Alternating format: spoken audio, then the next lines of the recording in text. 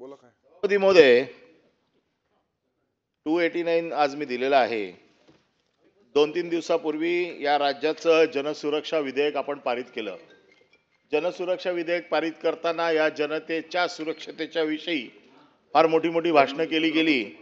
प्रवीण दरेकरांनी तर 2.5 तास किल्ला लढवून जनसुरक्षा बिल कसं आहे, चांगलं आहे आणि जनतेची सुरक्षा कशी करू याच्या बाबतीतले इथे सगळे सविस्तर मांडणी केली.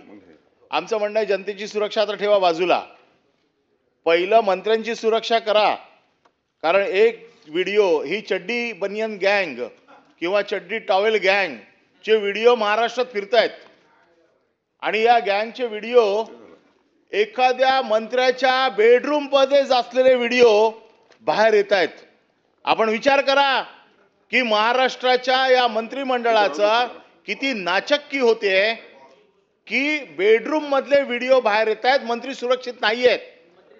जनतेची सुरक्षा ठेवा बाजूला, मंत्र्यांच्या सुरक्षतेचा प्रश्न निर्माण झालेला आहे आज. आणि जाहीर कार्यक्रमात पुन्हा सांगतायत की पैसे कमी पडले तर आम्ही देऊ, पैशाची बॅग दिसते आणि त्याच्या बाबतीमध्ये महाराष्ट्राच्या मनामध्ये एक संभ्रम निर्माण झालाय की या कसा होतो एवढं नाही. मी सांगतो 289 कसा होतो. महाराष्ट्रातला मंत्री सुरक्षित नाहीये, अधिवेशन चालू आहे. जर महाराष्ट्रातला मंत्री सुरक्षा नाहीये आणि इथे जनसुरक्षा विधेयक आणलं जात आहे तर महाराष्ट्राच्या मंत्र्याच्या सुरक्षतेसाठी आणि त्याच्या बाबतीमध्ये पैशाची बॅग दिसते ज्याच्यावरती इन्कम टॅक्सची नोटीस आहे तरी देखील धीट मंत्री पैशाच्या बॅगा घरात ठेवत आहे. आणि अगदीच काय नाही तो अहो सरकारतर्फे 2-2 कपडे तर द्या, सगळे उघडे फिरतायत. काय चाललंय? उघडे नागडे फिरतायत मंत्री. नाही पण बेडरूम मधला व्हिडिओ आला कसा बाहेर? बेडरूम मधला व्हिडिओ आला कसा बाहेर? आमचं म्हणणं तेच आहे की बेडरूम मधले व्हिडिओ बाहेर येत आहेत याचा अर्थ मंत्री सुरक्षित नाहीये. मी बेडरूम मध्ये सूट घालून झोपा असं सांगितलेलंच नाहीये. माझं म्हणणं असं आहे बेडरूम पर्यंत तुमची यंत्रणा पोखरली गेली आहे.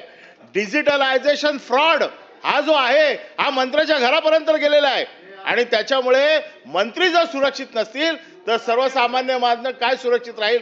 म्हणून याची उच्चस्तरीय चौकशी लावून तो आलेला व्हिडिओ खरा आहे का खोटा आहे त्याच्यासाठी फॉरेन्सिक कडे पाठवा, त्याच्यावरती SIT नेमा. पहिले मंत्र्याला सुरक्षा द्या आणि नंतर जनतेला सुरक्षा द्या असं माझं 218च्या माध्यमातून आपल्याकडे म्हणणं आहे. याच्यावरती माझी इच्छा आहे की आपण सविस्तर चर्चा घ्यावी. 2.5 तासाची चर्चा ठेवा मंत्र्यांच्या सुरक्षेसाठी.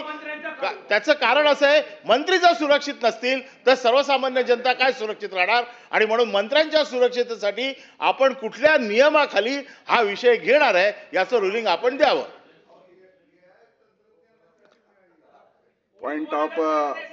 पॉइंट ऑफ इन्फॉर्मेशन मध्ये माननीय विरोधी पक्षनेते काहीतरी सभापती महोदय, एक मिनिट. विरोधी पक्षनेते सभापती महोदय, शंभूराज देसाई मान्य बोलतोय. सभापती याला जोडूनच आहे तुमचं, याला जोडूनच आहे. नाही हा विषय वेगळा आहे, वेगळा विषय. बरं बोला. सभापती महोदय,